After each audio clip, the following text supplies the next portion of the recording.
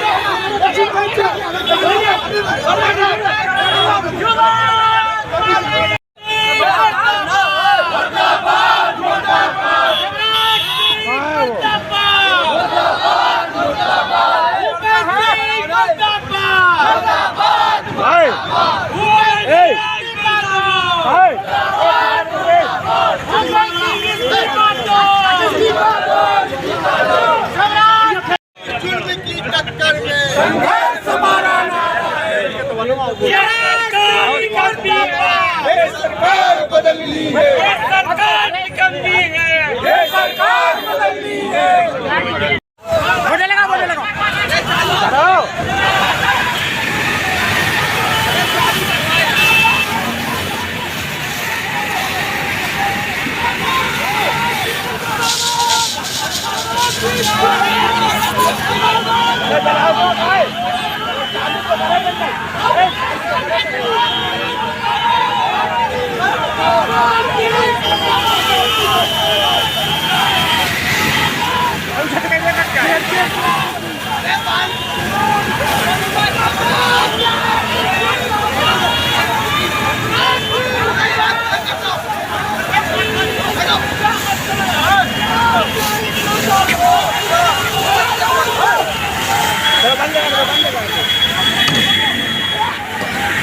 कर्नाटक के अंदर जिस प्रकार चुनावी हिंदू बनकर राहुल गांधी ने कांग्रेस के नेतृत्व में जिस प्रकार से छल किया था, कर्नाटक की जनता के साथ झूठ और छल कपट के आधार पर चुनाव तो वो जीत गए।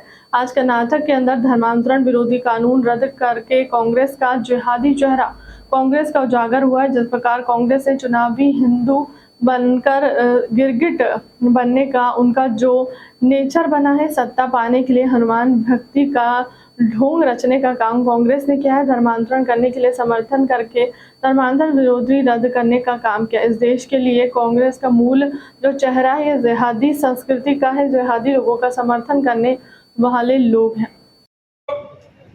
कि कर्नाटक के अंदर जिस प्रकार से चुनावी हिंदू बनकर श्रीमान राहुल गांधी जी ने, कांग्रेस के नेतृत्व ने जिस प्रकार से छल किया था कर्नाटक की जनता के साथ, झूठे और छल कपट के आधार पर चुनाव तो वो जीत गए, लेकिन आज उन्होंने कर्नाटक के अंदर जो शुरू किया है कि धर्मांतरण विरोधी कानून रद्द करके जिहादी चेहरा कांग्रेस का उजागर हुआ है। ये जो जिस प्रकार से कांग्रेस ने ये जो चुनावी हिंदू बन करके गिरगिट बदलने का उनका जो एक नेचर बना है, आज इसके बारे में बड़ी गंभीरता के साथ कहना चाहता हूं। सत्ता पाने के लिए हनुमान भक्ति का ढोंग रचने का काम जो कांग्रेस ने किया, धर्मांतरण करने के लिए समर्थन करके धर्मांतर विरोधी कानून को रद्द करने का काम किया, ये इस देश के लिए कांग्रेस का मूल जो चेहरा है, ये जिहादी संस्कृति को, जिहादी लोगों का समर्थन करने वाले लोग हैं। लगभग 62% वोट पाकर के भारतीय जनता पार्टी ने हर बूथ पर 51% वोट शेयर का संकल्प की शुरुआत आज छिंदवाड़ा से हुई है। अभी तो ये अंगड़ाई है, आगे देखते चलिए। मध्य प्रदेश परचम की ओर अग्रसर हुआ है, इसलिए आज मैं छिंदवाड़ा की जनता को और वहां के कार्यकर्ताओं को बहुत हृदय से धन्यवाद करता हूं। उस दिन माननीय अमित शाह जी ने छिंदवाड़ा में आगाज किया था कि विजय का आगाज, विजय महासंकल्प सभा थी, महासंकल्प रैली थी, उसकी शुरुआत आज माननीय अमित शाह जी को, माननीय मोदी जी को, माननीय शिवराज सिंह चौहान हमारे मुख्यमंत्री जी को आज छिंदवाड़ा की जनता ने ये सौगात देकर के शुरुआत इसकी की है। और मैं फिर कहता हूं, 13.5 लाख छिंदवाड़ा के अंदर आयुष्मान कार्ड धारी जिनको 5 लाख रुपए का फ्री में इलाज कराने का अधिकार माननीय प्रधानमंत्री ने दिया है, तो प्रधानमंत्री आवास से लेकर के उज्ज्वला योजना से लेकर लाडली बहना, लाडली लक्ष्मी, ये जो हमारी ताकत है, इसका प्रकटीकरण इस चुनाव में हुआ है। अभी कोटर के अंदर भी हम चुनाव जीते, सतना के अंदर, जोहरा के अंदर भी हम चुनाव जीते, तो श्रीमान कमलनाथ जी, श्रीमान मिस्टर बंटाधार दिग्विजय जी, मध्य प्रदेश की जनता ने कांग्रेस को आईना दिखाना पहले दिन से शुरू कर दिया। चुनावी आगाज हो गया है, जनता ने विजय श्री भारतीय जनता पार्टी के झोली में डाल दी है, शुरुआत हो गई है। अब ये कहां रुकेगी? अगली बार 200 पार का नारा भारतीय जनता पार्टी पूरी करेगी। ये छोटा चुनाव था, लेकिन ये छोटे चुनाव ने एक बड़ा आईना दिखाने का काम कांग्रेस को हिंदू साधने का जो प्रयास कांग्रेस ने किया है, हिंदू समाज के साथ बड़ा धोखा कांग्रेस के नेतृत्व ने कर्नाटक के अंदर किया है। कांग्रेस में मोहब्बत की दुकान जो बार बार विदेशों में भी जाकर के मोहब्बत की दुकान चल रही है।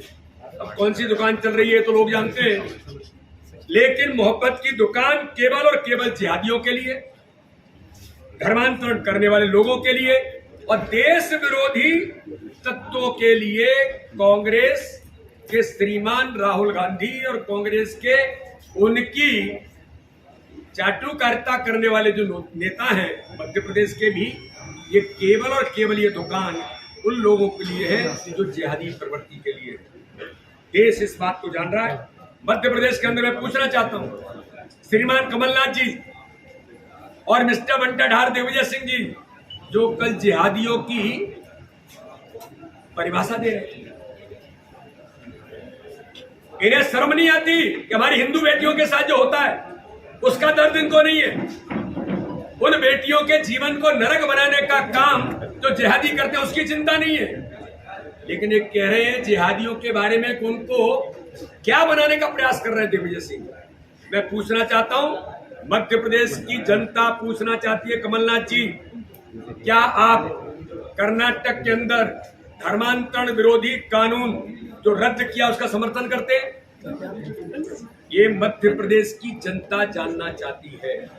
अगर आप समर्थन करते हैं तो आप हिंदू विरोधी हैं, समाज विरोधी है, और अगर आप समर्थन नहीं करते तो मध्य प्रदेश की जनता आपसे पूछना चाहती है। ये केवल और केवल राहुल फ्रंकी प्रियंका जी सिर्फ चुनावी हिंदू बनकर के जो काम कर रहे हैं, ये मध्य प्रदेश की जनता के सामने कांग्रेस और इनका चेहरा उजागर हुआ है, जो दुर्भाग्यजनक है। मध्य प्रदेश की जनता ने तो आज पहले ही दिन इतिहास बना करके इन सारी बातों का जवाब देना शुरू किया है। 2023-2024 में माननीय प्रधानमंत्री मोदी जी के नेतृत्व में और माननीय प्रधानमंत्री जी 27 तारीख को पधार रहे हैं इस मध्य प्रदेश के अंदर और देश के अंदर इतिहास बनाने का काम देश की जनता माननीय प्रधानमंत्री को समर्थन देगी।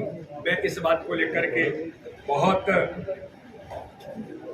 गंभीरता। ऑल इंडिया ईपीएफ एम्प्लॉयज संघ समृद्ध भारतीय मजदूर संघ की राष्ट्रीय कार्यकारिणी की 6वीं बैठक दिनांक 17 और 18 जून 2023 Indian coffee house new market Bhopal में आयोजित है। इसी तारतम्य में आज दिनांक 16 जून 2023 शुक्रवार को केंद्रीय न्यास बोर्ड के सदस्य सुनकारी मलेशम, भारतीय मजदूर संघ के उपाध्यक्ष MP सिंह, मध्य प्रदेश के महामंत्री मधुकर सावले और ऑल इंडिया EF एम्प्लॉयज संघ के secretary in general Rakesh Kumar, office secretary Shiv Kumar Shukla, खजांची करण सिंह और वर्किंग प्रेसिडेंट संबोध कुमार, महासचिव छवि कुमार ठाकुर, जबलपुर सागर के यूनिट सचिव प्रियंजन सिन्हा, उज्जैन सचिव सुभाष पागरे, भोपाल यूनिट के सचिव विक्रम सिंह तोमर के साथ शरद नामदेव, अजेश सिंह ठाकुर, पवन पेरिया, श्रीमती संध्या पिल्लाई, श्रीमती सृष्टि श्रीवास, रविकांत शर्मा, श्रीमती नेहा मालपी और पूरी भोपाल टीम उपस्थित रही।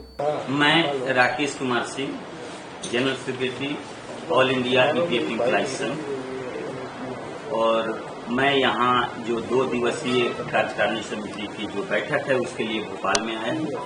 इसमें हमारे जो स्टाफ के मुद्दे हैं, साथ में जो हमारे सब्सक्राइबर है उनको बेहतर सेवा देने के लिए क्या कर सकती है हमारी संघ, उस पर हम लोग बात करने आए हैं।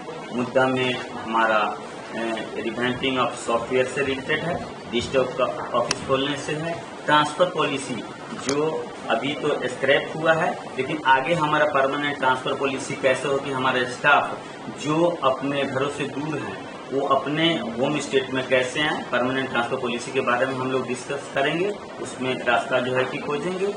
उसके बाद जो प्रमोशन हमारा ड्यू है, बहुत सारे जो जैसे सीनियर एसएसए इंस्पेक्टर में जो कमी है, स्टाफ की बड़ी कमी है, तो हम लोग एसएसए को इसके ईओ में मर्जर करने के लिए जो कि पहले भी अप्रूव है वो कैसे होगा, अथॉरिटी पर हम लोग दबाव डालेंगे। प्लस एसएसए कैसे हमारा आगे उसका प्रमोशनल रेवेन्यू अधिक हो, 4 साल अभी 2800 से 4 साल के बाद जो है कि वो जो है कि 4200 में जाता है, लेकिन 4200 कोई वो कैटर नहीं। फिर उसके बाद में स्टैग्नेशन है, अगर ईओ बनता है उसके बाद में 19 साल वो ईओ में ही रह जाता है, उसका आगे क्या भविष्य होगा उसके लिए हम लोग जो है कि बात करेंगे। जो ऑफिसों में इंफ्रास्ट्रक्चर है, बहुत ऑफिसों में हमारे स्टाफ बड़े लिमिटेड इंफ्रास्ट्रक्चर में काम कर रहे हैं, उसके लिए हम बात करेंगे कि कैसे अपना बिल्डिंग हो, लॉजिस्टिक अपना हो, कंप्यूटर जो है कि नया हो, बैठने की जो कि व्यवस्था हो, एयर कंडीशन हो और आने जाने के लिए जो है कि सुविधा हो उनको जो है कि नजदीक पास में, की ताकि जो बिल्डिंग बने उसमें स्टाफ क्वार्टर भी बने कि ताकि वहीं रहें और वहीं काम करें तो ज्यादा इफिशियंसी आप से काम करेंगे वो। आगे जो हमारा जो मुद्दा है सब्सक्राइबर से और अपने स्टाफ से जो है कि रिलेटेड, अभी सर्विस रेगुलेशन एक्ट है जो ईपीएफ को कोई भी आदमी अगर ज्वाइन करता है किसी भी ऑर्गेनाइजेशन को, तो एक सर्विस कंट्रैक्ट ज्वाइन करता है कि उस कंट्रैक्ट बेसिस पर आप काम करेंगे। अभी जो सर्विस रेगुलेशन एक्ट पर काम चल रहा है हमारा, हम आगे जो सर्विस रेगुलेशन जो कितना बेहतर से बेहतर हो हम उस पर जो है काम कर रहे हैं। आशा है कि नेक्स्ट मीटिंग हमारा जो है कि CPHC के साथ होगा, उसमें हम इस मुद्दों को जो है रखेंगे। हमने उनसे मीटिंग मांगा है और बहुत जल्द ही हम लोग उनसे जो है कि मीटिंग होने वाली है। तीसरा जो इंटरनल मुद्दे हैं, जैसे हमारा DPO जो डाइन कैडर हो गया था उसको हम लोगों ने लाइव करवाया, लेकिन उसे विदिन कैडर प्रमोशन कैसे हो उसके लिए हम लोग जो हम लोग सेवा दे पाते हैं, हम अपने EPFO को जो स्टाफ है उनकी भी बेहतरी के लिए हम लोग करते हैं, ताकि हमारे आपने देखा पेंडेमिक में हमारे स्टाफ ने दिन रात काम किया, जबकि इस दौरान हमारे 77 एम्प्लॉय लगभग जो है कि 77 एम्प्लॉयज की डेथ भी हुई है, लेकिन हम लोगों ने काम छोड़ा नहीं। सारे जिस समय लोग घरों में होते थे, हमारा एम्प्लॉयज हमारा ऑफिसर जो है कि ऑफिस में होता था और लगातार हम लोगों ने कोविड क्लेम के 3 दिन में हम लोगों ने टारगेट सेट रखा था और कोविड क्लेम हम लोगों ने लगातार जो है कि 3 दिन में जो है सेटल किया और अभी भी कर रहे हैं हम लोग आगे भी। जहां एक और अपने सब्सक्राइबर के हितों के लिए हम लोग काम कर रहे हैं, दूसरी ओर हम अपने स्टाफ के सुविधा के लिए भी, जैसे जो कंप्यूटर हो, नए जो है कि सिस्टम जो है कि दिए जाए, नए बिल्डिंग हो, अभी क्या है, हमारे पास बिल्डिंग में है कि एक ही बिल्डिंग में 2-3 ऑफिसेस है, जैसे दिल्ली नॉर्थ है, साउथ है, ईस्ट है, जबकि दिल्ली साउथ का क्षेत्र अलग है लेकिन बिल्डिंग हमारे ईस्ट में है। तो हम लोगों ने डिमांड किया कि नहीं, हमारे सब्सक्राइबर के हितों के लिए प्लस हमारे स्टाफ के हितों के लिए कि जो जिस क्षेत्र का ऑफिस है बिल्डिंग भी सब्सक्राइबर है। हमारे जो EPFO है वो इंडिया का सबसे लार्जेस्ट जो है कि सोशल सिक्योरिटी ऑर्गेनाइजेशन है, जो करीब 6 करोड़ हमारे जो सब्सक्राइबर हैं उनके लिए हम लोग काम करते हैं। आज के दिनों में आप देख रहे हैं कि सिनेरियो चेंज हो रहा है और हमारा कर्तव्य बनता है कि हमारे सब्सक्राइबर को जितना अधिक से अधिक सुविधा जो है कि मिले, उसके लिए हमारा ऑल इंडिया PF एम्प्लॉइज संघ लगातार जो है कार्यरत है। जैसे हम लोगों ने देखा कि क्लेम सेटलमेंट में अगर कुछ दिक्कत हो रहा है तो हम ऑब्जर्व किए कि हमारे सब्सक्राइबर की परेशानी कहाँ हो रहा है और हमारे स्टाफ की परेशानी कहाँ हो रहा है। स्टाफ से हम लोग कोऑर्डिनेट करते हैं। मैं मुख्यालय में हूँ, इसलिए हमारी जिम्मेदारी और बढ़ जाती है कि कुछ भी बात हो तो हम डायरेक्ट अपने मंत्री जी से, अपने CPFC से डायरेक्ट मीटिंग करके हम उस मुद्दों को वहाँ उठाते हैं। फर्स्ट मुद्दा हम लोग का रिवैम्पिंग ऑफ सॉफ्टवेयर का है। देखा हम लोगों ने कि सॉफ्टवेयर के स्लैगिस के चलते, स्लो के चलते हमारा क्लेम सेटल में थोड़ा सा डिले होता है। इसलिए हम लोगों ने मंत्री जी से मीटिंग की और पहला हम लोगों ने जो एजेंडा रखा वो सॉफ्टवेयर को टोटली चेंज करने का, उसमें बदलाव लाने की जो है कि आवश्यकता है। उसके लिए हम लोगों ने दबाव डाला और हम लोग सक्सेसफुल भी हुए और मंत्री जी ने जो अभी जो 68 करोड़ रुपया जो है कि सैंक्शन हुआ है और सॉफ्टवेयर पर लगातार काम जो है कि चालू हुआ है। हम लोगों ने देखा आप लोगों की सुविधा के लिए, हम अपने सब्सक्राइबर की सुविधा के लिए हम लोगों ने गिरभांस पोर्टल बहुत सारे खोल रखे हैं। जैसे आप EPI GMS जो है कि उस पर आप गिरभांस जो है कि लॉन्च कर सकते हैं, CP ग्राम है उस पर भी कर सकते हैं आप, DPG तो आपके पास है ही, प्लस ट्विटर है, फेसबुक है, सारे हम लोगों ने खोल रखे हैं कि कोई भी हमारा कार्यकर्ता कैसे भी हो जो सब्सक्राइबर है अपना गिरभांस जो है कि लॉन्च कर सकता है। ऑटोमेटेड लॉन्च भी होता है, तो ऑटोमेटेड जो है कि हम लोगों ने उसको कर रखा है कि ताकि बीच का समय कम हो, कि जैसे गिरभांस आप लॉन्च करते हैं डायरेक्ट उस ऑफिस को जाता है और कंसर्न डीलिंग हैंड को ट्रांसफर हो जाता है, ताकि वो एकदम तुरंत 1 या 2 दिन के अंदर में कार्रवाई करके उसको माने सॉर्ट आउट कर सके। राजधानी में महापौर मालती राय ने जोन 7 और जोन 9 की समीक्षा बैठक ली। इस दौरान जोन अध्यक्ष और पार्षद उपस्थित रहे। महापौर ने बताया कि सभी वार्डों में तेजी से विकास कार्य हो, साथ ही पार्षदों को काम करने के लिए किसी तरह से कोई समस्या न हो, इसको लेकर समीक्षा बैठक की गई और अधिकारियों को भी निर्देशित किया गया है। वह दोपहर तक फील्ड पर काम करेंगे और इसके बाद जोन अध्यक्ष और क्षेत्रीय पार्षद द्वारा बताए गए कार्य को प्राथमिकता से लेकर ताकि जनता को कोई परेशानी न हो। उन्होंने कहा कि बैठक के दौरान स्वच्छता अभियान पर भी चर्चा की गई है। महापौर ने वार्ड 10 ईदगाह हिल्स वाटर फिल्टर प्लांट पर सोलर प्लांट का निरीक्षण किया और बताया कि शहर में 4 सोलर प्लांट बनकर तैयार हो गया, जिन्हें 1 जुलाई से चालू करने पर जोर दिए जा रहे हैं।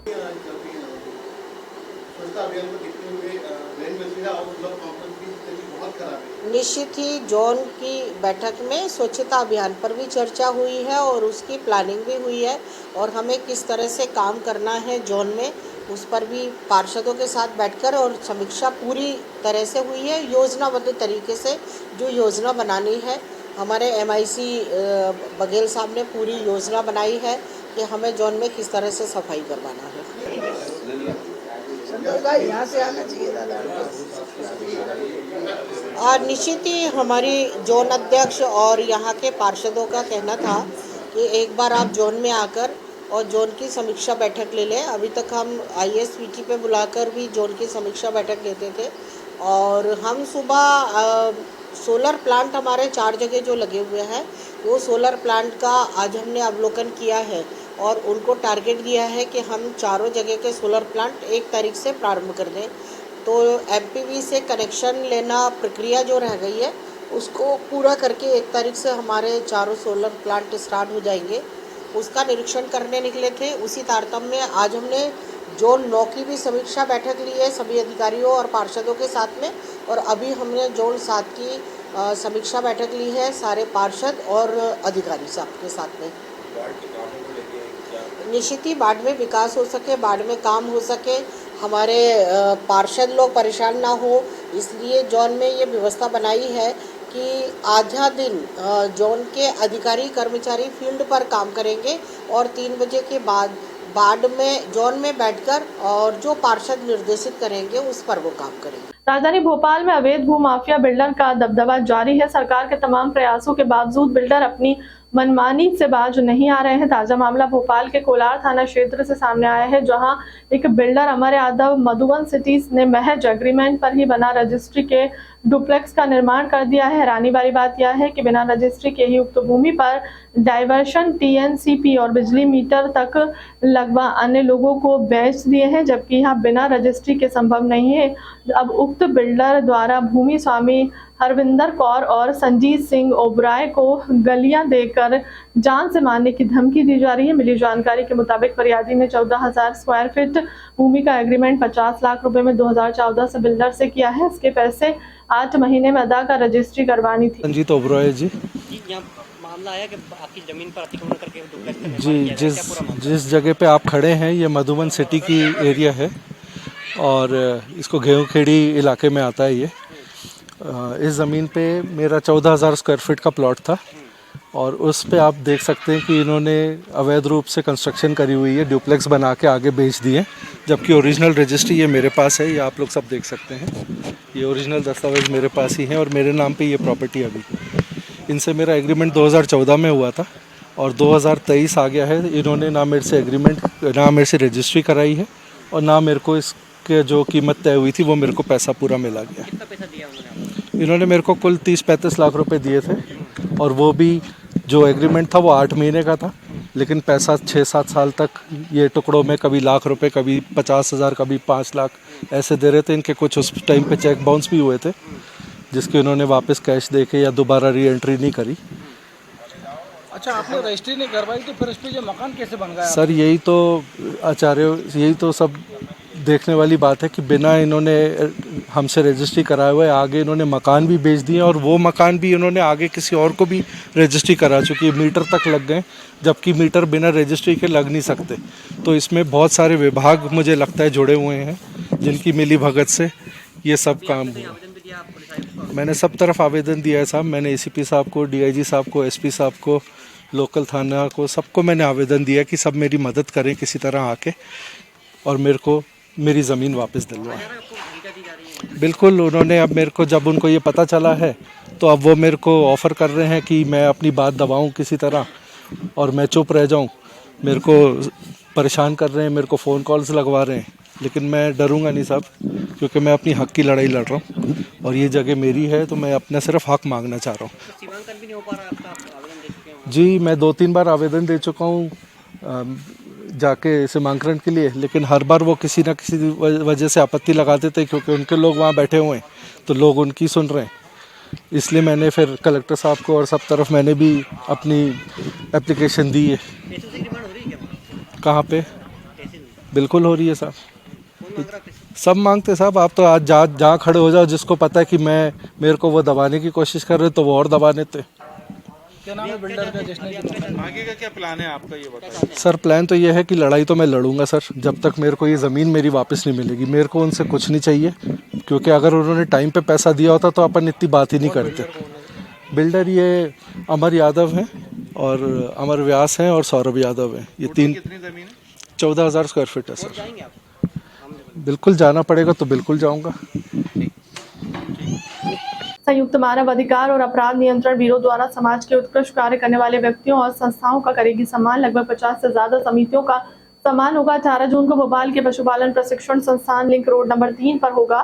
संयुक्त मानव अधिकार और अपराध नियंत्रण ब्यूरो मध्य प्रदेश की ओर से समाज के लिए बेहतर कार्य करने वाले लोगों और समाज को सम्मानित किया जाएगा। इसके लिए 18 जून को एक सम्मान समारोह का आयोजन किया जाएगा। यह आयोजन राज्य पशुपालन प्रशिक्षण संस्थान लिंक रोड नंबर 3 कोटरा सुल्तानाबाद में आयोजित किया जाएगा। संयुक्त मानव अधिकार और अपराध नियंत्रण ब्यूरो के प्रदेश अध्यक्ष एसपी सिंह ने बताया कि समाज के कई उत्कृष्ट लोग और संस्थाएं जो मानवता के प्रति समर्पित हैं और निस्वार्थ भाव से सेवा कार्य कर रही है, इसका लाभ समाज के कमजोर तबके के लोगों को मिल रहा है। इस कार्यक्रम के मुख्य अतिथि रहेंगे संयुक्त मानव अधिकार और अपराध नियंत्रण ब्यूरो के राष्ट्रीय अध्यक्ष राज सिंह। वहीं मीडिया से चर्चा कर भारती जैन ने बताया कि सभी सामाजिक संस्थाओं को सम्मानित किया जाएगा, जिसमें हमारा उद्देश्य है कि हम सम्मान समारोह के माध्यम से जो लोग अच्छा कार्य कर रहे हैं जी जय हिंद सभी को। मैं प्रदेश कोऑर्डिनेटर भारतीय जन संयुक्त मानवाधिकार एवं अपराध नियंत्रण ब्यूरो से।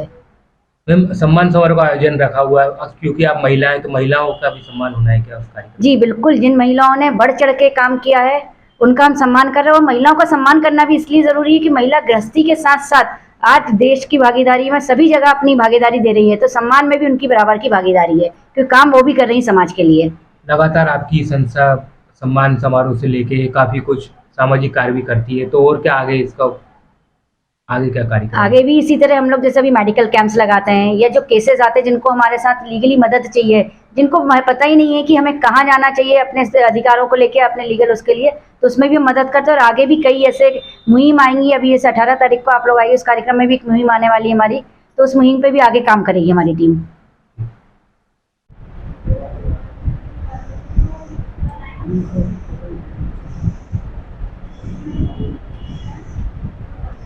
सम्मान समारोह रखा जा रहा है संयुक्त मानवाधिकार अपराध नियंत्रण ब्यूरो, क्या उद्देश्य है? आप सभी पत्रकार बंधुओं का बहुत बहुत धन्यवाद जो आप लोग आए। मैं मध्य प्रदेश से प्रदेश अध्यक्ष संयुक्त मानवाधिकार एवं अपराध नियंत्रण ब्यूरो से। हम लोगों ने मध्य प्रदेश में एक सम्मान समारोह का आयोजन किया हुआ 18 जून को, जो कोटरा में पशुपालन ऑडिटोरियम है वहाँ पर रखा हुआ है।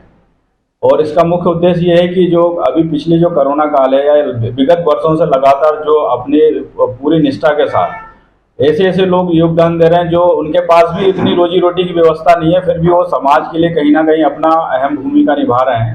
तो ऐसे लोगों को प्रोत्साहित करने के लिए उनके साथ साथ जो और भी जो ऐसे लोगों को हम लाना चाहते हैं जो समाज में कहीं ना कहीं बैठे हैं, शायद उनको देख के और भी समाज में लोग आए, क्योंकि भारत की जनसंख्या जो है बहुत बड़ी जनसंख्या है और यहाँ पे सरकारी जो महकमा है वो उतना समाज के लिए नहीं कर पाएगी जितना समाज के लोगों को खुद आगे आना पड़ेगा। जैसे अभी विगत कुछ दिनों के पहले आपने देखा हुआ ट्रेन हादसा हुआ, तो वो जो ट्रेन जिस जगह से गई थी वहाँ के गांव के लोगों ने, हजारों लोगों ने खुद आगे आके और अपना ब्लड डोनेशन किया कि भाई ये बाहर के लोग हैं, हम इनको डोनेशन नहीं करेंगे तो कौन करेगा। क्योंकि कोई ना कोई व्यक्ति किसी की भी जान हो सकता है, परिवार का इकलौता बच्चा हो, बच्ची हो, माता पिता हो, तो हमारा भी फर्ज बनता है कि हम लोग आगे बढ़कर इस देश के, हम भी एक जागरूक नागरिक हैं, तो हम लोग भी मिलके ऐसे लोगों का सम्मान करें जो वाकई में देश में निस्वार्थ भावना से लोगों का सम्मान कर रहे हैं। कितने लोगों का सम्मान होगा? ये सम्मान लगभग हमारा करीब 300 लोगों का कार्यक्रम हमने आयोजन किया हुआ है कोटरा में, जो पशुपालन ऑडिटोरियम है वहाँ पर। और ये मध्य प्रदेश का जितने भी जिन लोगों भी बहुत अच्छा काम कर रहे हैं उनको सम्मानित कर रहे हैं। 18 जून का कार्यक्रम है, शाम को 5 बजे से स्टार्ट हो गई है। सर, उद्देश्य क्या है इसका? उद्देश्य, इसका मुख्य उद्देश्य ये है कि समाज में और भी लोग इस सम्मान समारोह को देखते हुए आगे आएं और लोगों की सेवा करने के लिए अपनी सेवा भाव से आगे बढ़ें। वो नगर परिषद शाहपुर के वार्ड नंबर 10 के उपचुनाव में दीपाली विजय घोषित। बुरहानपुर जिले के शाहपुर में विगत दिनों स्थानीय निकाय चुनाव संपन्न हुए, जिसकी मतगणना आज शुक्रवार को की गई। आपको बता दें कि वार्ड नंबर 10 में भाजपा के पार्षद द्वारा इस्तीफा दे दिया गया, जिसके चलते यहां पर उपचुनाव करवाया गया। हमारे चैनल के माध्यम से जानकारी देते हुए बताया गया कि मतगणना में कांग्रेस की उम्मीदवार दीपाली को 387 मत, भाजपा की कविता को 383 मत और नोटा में 7 मत प्राप्त हुए। इस प्रकार उपचुनाव के परिणाम में कांग्रेस पार्टी की उम्मीदवार दीपाली पंकज राउत विजय घोषित की।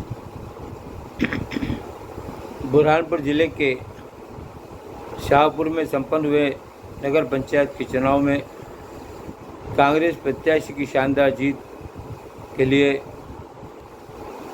वार्ड नंबर 10 की प्रत्याशी दीपाली पंकज राउत को बहुत बहुत बधाई देता हूं और उनके साथ ही शाहपुर के समस्त कांग्रेस कार्यकर्ताओं को, जिले के समस्त वरिष्ठ पदाधिकारियों को अपनी ओर से, मध्य प्रदेश कांग्रेस कमेटी की ओर से दिल से बहुत बहुत बधाई देता हूं। ये जीत एक वार्ड की नहीं है, ये जीत एक संदेश है बुरहानपुर ज़िले में कि अब कांग्रेस का माहौल बनता जा रहा है। और विशेषकर राहुल गांधी की यात्रा के बाद, जो भारत जोड़ो यात्रा के तहत बुरहानपुर में प्रवेश किया था और वहाँ से जो एक माहौल बना है, उसी का नतीजा है कि आज हम काफ़ी सारे नगर प्रदेश में नगर पंचायत के चुनाव जीते हैं। मैं पुनः अपनी ओर से, प्रदेश कांग्रेस की ओर से वार्ड के मतदाताओं के प्रति आभार व्यक्त करता हूं, विजय प्रत्याशी को बधाई देता हूं और कांग्रेस के समस्त वो साथी जिन्होंने प्रत्यक्ष अप्रत्यक्ष रूप से इस जीत में अपनी हिस्सेदारी दी है, उन सबको बहुत बहुत बधाई। जिला पंचायत सदस्य गोलीकांड के मुख्य आरोपी आए मीडिया के सामने रखी अपनी बात। रामकुमार चौधरी ने अपने ऊपर स्वयं कराया हमला, ऐसे लगाए आरोप, खुद ही अपने ऊपर हमले की रची साजिश। लगाए गए सारे आरोप झूठे। रामकुमार चौधरी से मेरा कोई लेना देना नहीं है। गुड्डू राजा पुलिस अधीक्षक धर्मराज मीणा को दिया ज्ञापन, न्यायिक जांच की थी मांग। साथ में ग्रामीण का एक बड़ा जनसमूह पहुंची पुलिस अधीक्षक कार्यालय। क्या नाम है आपका और क्या समस्या लेकर आई? मेरा नाम रामशरण विश्वकर्मा है, मैं अतराई का निवासी हूँ और 15 तारीख को हमारे यहाँ के जिला पंचायत सदस्य श्री रामकुमार चौधरी जी ने एक झूठी शिकायत की हुई है जिसमें मेरा भी नाम शामिल है। जबकि 15 तारीख को सुबह 9 से 12 बजे तक मैं शासकीय स्नातक महाविद्यालय पवई में अपने एग्ज़ाम दे रहा था, MSc बॉटनी फाइनल सेम की। ये पूर्णतः फर्जी हम लोगों को फंसाने की साजिश चल रही है और पूर्णतः ये फर्जी नाम हम लोगों के दर्ज किए गए हैं, जबकि ऐसी कोई घटना हुई ही नहीं। मैं पुलिस अधीक्षक महोदय श्रीमान के पास अपनी फर्जी जो हम लोगों के खिलाफ वार्ड क्रमांक 11 से जिला पंचायत सदस्य श्री रामकुमार चौधरी जो स्वयं अपने पैर में अपने हाथ से गोली मारी है और हम 7 लोगों के खिलाफ झूठी रिपोर्ट दर्ज करवा रहा है, जिसकी निष्पक्ष जांच के लिए श्रीमान पुलिस अधीक्षक महोदय पन्ना के समक्ष उपस्थित हुए हैं और अपना लिखित आवेदन प्रस्तुत दिया है और अपने बयान दर्ज करवाए हैं कि श्रीमान जी हम लोगों को झूठा न फंसाया जाए। जिनके उसमें नाम है रामशरण विश्वकर्मा जो कि उसका पेपर चल रहा था पॉलिटेक्निक कॉलेज में, हाँ, और सनी राजा है जी भापुतपुर में थी। और मेरा रामकुमार चौधरी जी से घटना 15 तारीख की है, किसी भी प्रकार का कोई संपर्क नहीं हुआ है, ना ही किसी फ़ोन के जरिए, ना ही परस्पर में, ना कोई विवाद है। एक कोई तालाब को लेकर उन लोगों की थोड़ी सी शिकवा शिकायत चल रही थी, जिसको लेकर पैसे की लेन देन के चक्कर में उसने इतना बड़ा षड्यंत्र रच दिया है। क्या नाम है आपका? मेरा नाम गुड्डू राजा है। और कल जैसे ही हमको मीडिया प्रसारण के जरिए पता चला, तत्काल हम अस्पताल पहुँचे, उनके बेड पर 1-2 घंटा बैठे रहे। हमने कहा भाई साहब आप काहे ऐसी बात कर रहे, का वजह बन गई? तो वो बोले कछु नहीं है, हम बाद में आपका नाम कटवा देंगे। तो हमने कहा श्रीमान जी जब FIR हो जाएगी तो कहाँ से नाम कटेगा, और बस और का है। भोपाल के रंगमहल सिनेमा घर में फिल्म आदि पुरुष देखने पहुंचे भगवान श्री राम, माता सीता और लक्ष्मण 11 हनुमान जी के साथ।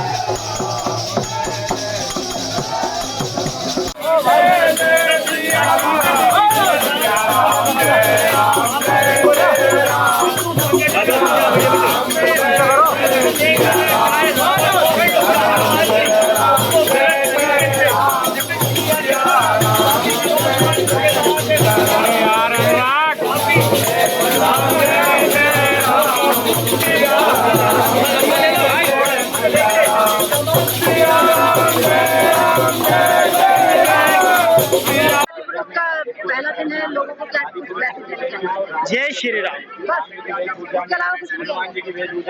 जी के बारे में सभी जानते हैं, बाकी मैं सभी से एक कहूँगी कि सभी लोग आए और मूवी देखें, क्योंकि ये अपने कल्चर से रिलेटेड मूवी है, सभी को देख सकता है।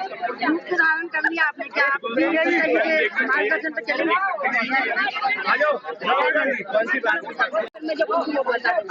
नाम बताइए पहले। मेरा नाम प्रिंस विश्वकर्मा है, मैं नारियल खेड़े में रहता हूँ। प्रिंस, आज हनुमान जी का रूप धारण करके आए आए हैं, क्या कहना चाहेंगे और क्या पब्लिक को मैसेज देना चाहेंगे? मैं मैसेज ये देना चाहूँगा पब्लिक को कि ये फिल्म है ना हमारी संस्कृति पर आधारित है।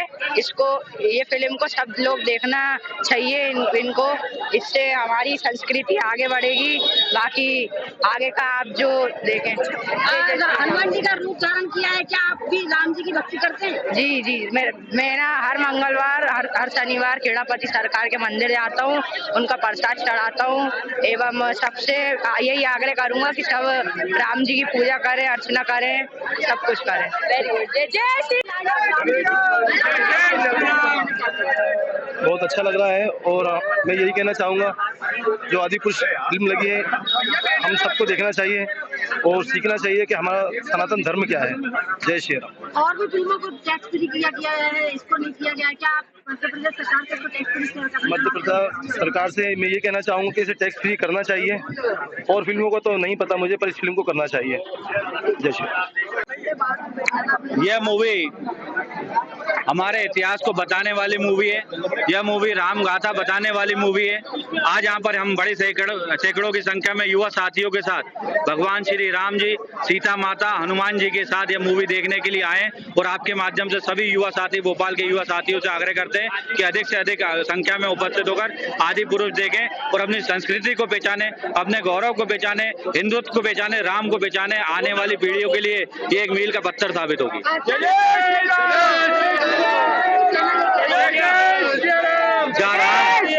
जहाँ राम कथा होती है वह राम जी भी आते हैं। आज राम जी की मूवी लगी तो राम जी के वेशभूषा में, हमारे हनुमान जी की वेशभूषा में, सीता माता के वेशभूषा में बड़ी संख्या में यहाँ उपस्थित होकर राम मंदिर देखेंगे।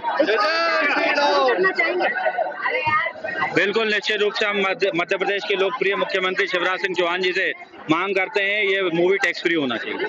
फिलहाल के लिए अब तक की खबर में इतना ही। बने रहे हमारे चैनल के साथ। नमस्कार।